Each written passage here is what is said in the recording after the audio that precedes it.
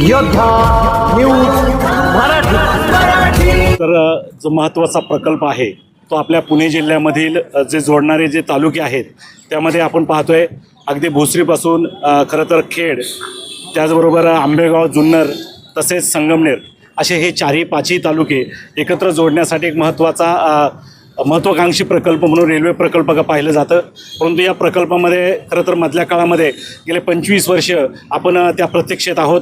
बऱ्याच वेळा सांगितलं जायचं आता त्याच्यावर ॲक्विजिशन होतं आहे, बऱ्याचशा गोष्टी पुढे जात आहेत। परंतु एकाएकी परवाच्या किंवा 1-2 महिन्यापूर्वीच्या या रेल्वे मंत्र्यांच्या आणि एकूणच एक शासनाच्या माध्यमातून असं सांगितलं गेलं की हा प्रकल्प जागा चेंज होते किंवा रस्ते चेंज होतात, बाजू चेंज होते, ह्या सगळ्या गोष्टीवर मात करण्यासाठी आज या ठिकाणी पुणे जिल्ह्यामध्ये प्रत्येक तालुक्यात आंदोलन चालू आहे। खऱ्या अर्थानं या ठिकाणी आपण पाहतोय सुधीरजी मुंगसे आहेत, तालुक्याचे आमदार आदरणीय बाबासाहेब काळे आहेत, शिवसेनेचे सर्व पदाधिकारी आहेत। खरं तर हे पक्षाचा कुठला मोर्चा नाही, हा सर्व पक्षी एकत्रितरित्या हे सगळं धोरण आखलेलं आहे। आपण या ठिकाणी विजयताई शिंदे आहेत, त्यांच्याकडे जाऊया।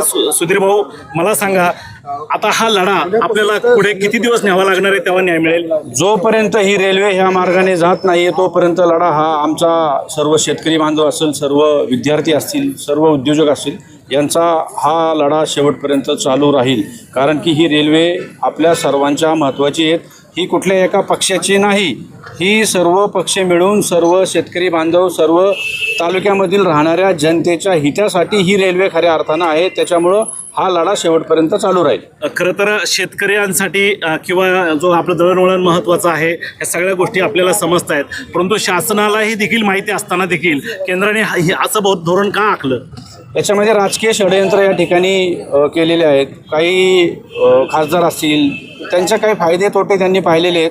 त्याच्यामुळे हा प्रकल्प ह्या मार्गे जाण्याच्या ऐवजी तो नगरमार्गे, शिर्डी मार्गे त्या ठिकाणी, नाशिक या ठिकाणी वळवण्यात आलेला आहे। खरं तर यामध्ये शिवसेनेचे जिल्हा प्रमुख आहेत। मला सांगा, जिल्हा प्रमुख नात्यानं तुम्ही हे सगळं एकत्र करताय, उद्याच्या काळात सर्व पक्षांना एकत्र करून हे आंदोलन पुढे तुम्ही नेणार आहात का? स्थानिक नेते असतील आणि आता हा रेल्वे हा जो विषय आहे हा सर्वसामान्य शेतकरी, कामगार आणि उद्योजक वगैरे सगळ्यांना त्याचा फायदा आहे। आणि म्हणून हा रेल्वेचा विषय हा फक्त एका पुरता न राहता तो सर्वांसाठी असावा, आणि म्हणून हे आंदोलन आज या ठिकाणी होतंय। पुणे नाशिक हारोळ रेल्वे चाकण, राजगुरुनगर, मनसर, आंबेगाव, जुन्नर मार्गे पुढे नाशिकला व्हावा अशी आमची अग्रणी मागणी आहे।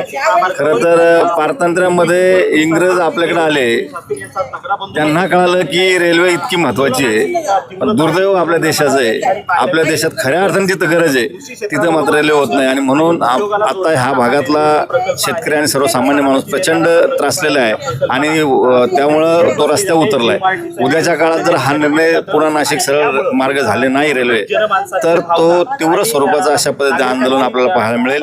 किंबहुना त्या भावना सध्याच्या सरकारला किंवा राज्यकर्त्यांना ते सहन होणार नाही। खरं तर हे आंदोलन आपण पाहतोय की ही सुरुवात आहे का, पुढे यापेक्षाही तीव्र आंदोलन होणार आहे?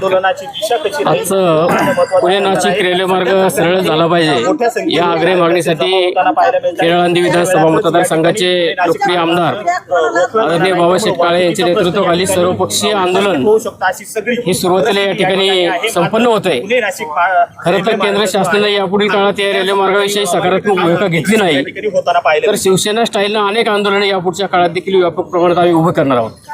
याची तीव्रता पुढे जाताना सगळ्यांना बरोबर जाऊन तुम्ही चालवून सर्व पक्षांना आवाहन केलंय, जे सहभागी होतील त्यांच्यासह आम्ही आंदोलन यशस्वी करू। खरं तर आपण ऐकलंय, जे सहभागी होतील त्यांना बरोबर घेऊन आपण सर्व पक्षीय असं आंदोलन पुढे नेऊया। तीव्रता याची चालू राहील। निश्चित ही सुरुवात आहे, उद्याच्या काळात निश्चित न्याय मिळेपर्यंत हा लढा चालू राहील। मी योद्धा न्यूज मराठीचा संपादक नारायण मनोहर सूर्यवंशी। रोजच्या खात्रीशीर बातम्यांसाठी पाहत रहा आमचे न्यूज चॅनल। आजच सबस्क्राईब करा, व्हिडिओला लाईक करा आणि शेअर करा। धन्यवाद।